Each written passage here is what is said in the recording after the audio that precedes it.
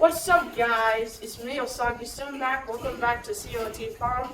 I'm back in the farm like always, and today in our topic we'll be talking about Dorper sheep and their genetics. As you can see, these are T4 and T5 stud. They're the best ones. They're very expensive, good money. We got them from Mickey Phillips and Ash Phillips in South Africa. They have very good genetics.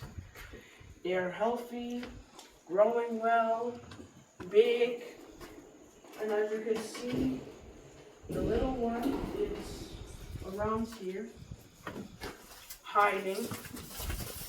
There are a lot, T4, T5.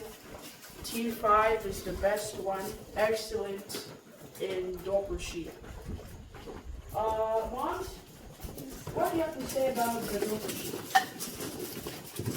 The Dorper sheep, these are very good animals. They are very easy to rear. So when you are rearing animals, you just need to take care of them. You need to make sure that they are feeding well, they are drinking their water, and you need to make sure that their breeding system and you are keeping your records very well. Like she said, you need to keep records well, like record book, where you can put for their date of birth.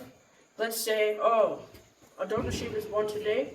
We put June 1st, born at maybe 10 o'clock in the morning. You tag it, and then you tell if it's a crossed or pure breed Dorper. That's how you should log. Same thing for when they die, for their pass away date. Let's say it dies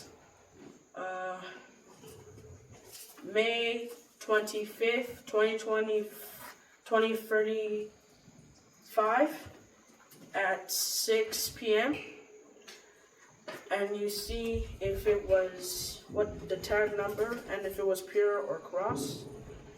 You can also put how it died, like if it died from sickness, got injured, or weather problem, that's how it can die. That's what you can put in your logbook. So that is why you need a logbook. So if anyone ever comes to the farm, they want to see about your Dorper history, they can look in the logbook and see if it's healthy, energetic, very good, and that way they can say, this is very good work, you're doing a good job on your farm, you're being very informative with your logging in the book, and that's why you need a logbook. So when we've got one big male here, and the other one is a ram. So for us to avoid inbreeding in here, we've only put one male for this breeding season. And when this breeding season is done, we get that male off to avoid inbreeding. When you talk about inbreeding, inbreeding is very bad because it brings about standard growth. The growth of your animals will not be very well, and your animals mostly there's high mortality, and also they die at a younger age. So you need to be very careful with how you are breeding your animals and which males you are using for breeding. And you need to be very selective, and you need to keep your records on your tips so that you don't use the same male over and over to avoid such mistakes. Sheep is different compared to goats.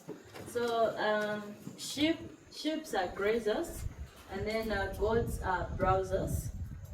They graze on anything that we give them.